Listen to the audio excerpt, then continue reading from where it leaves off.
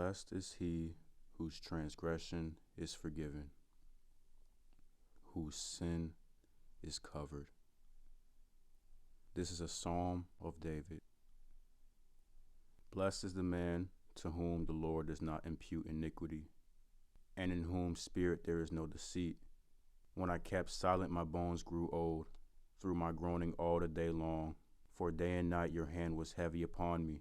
My vitality was turned into the drought of summer. I acknowledged my sin to you, and my iniquity I have not hidden.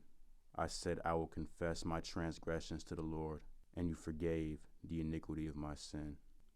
David was the king of Israel, but he did a terrible thing.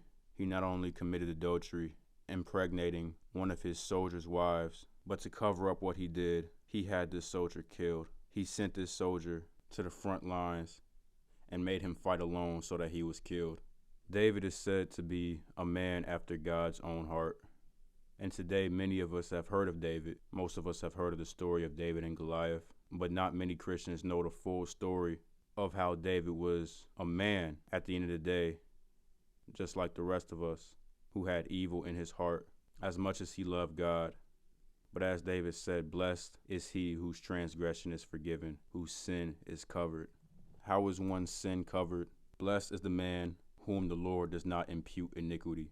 First, you must have a relationship with the Lord. Many people will cry out, Lord, Lord, on Judgment Day, but will be turned away because God truly did not know them. And though David did evil things, he was forgiven because he acknowledged his sin to the Lord, and he humbled himself before the Lord. And in whose spirit there is no deceit. Examine me, O Lord, and prove me. Try my mind and heart. Search me, O God, and know my heart. Try me and know my anxieties. God, our Creator, knows our flaws and our faults. There is not a single evil thought that surprises him, because he knows us. He created us. He knows the evil that we desire to do. He knows the evil that we are planning to do, and he knows the evil that we have done. I personally believe that everyone is capable of humbling themselves to the Lord, because everyone is capable of humility. Everybody is capable of obedience. It's just, who are you going to obey? Who are you going to humble yourself to? When David kept silent, his bones grew old. The joy of the Lord is our strength.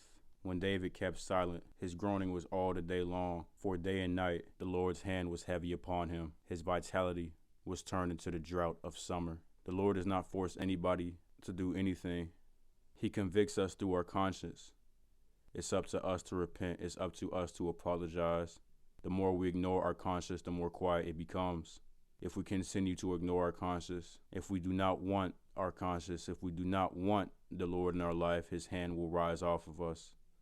But God knows who his children are. The Lord is our keeper. The Lord is our shepherd. The Lord does not turn a blind eye to a repentant heart, to a contrite spirit.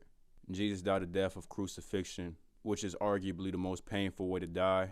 A long, drawn-out, painful process, a slow, painful death reserved for criminals and traitors, the worst of the worst. But Jesus was none of these. He was blameless. He had never committed any crime. He had never committed any sin. He took the punishment we were supposed to take for breaking God's law, and he did that for us so that we could enter God's presence. Next to Jesus, there were two criminals also being crucified. Both of them mocked him for claiming to be who he was, but one of them had a change of heart. The thief on the cross looked to Jesus and he said, Lord, remember me when you come into your kingdom. He had humbled his heart and accepted Jesus as his Lord. And Jesus said to him, assuredly I say to you, today you will be with me in paradise. Blessed is he whose transgression is forgiven, whose sin is covered. Blessed is the man to whom the Lord does not impute iniquity, and in whose spirit there is no deceit.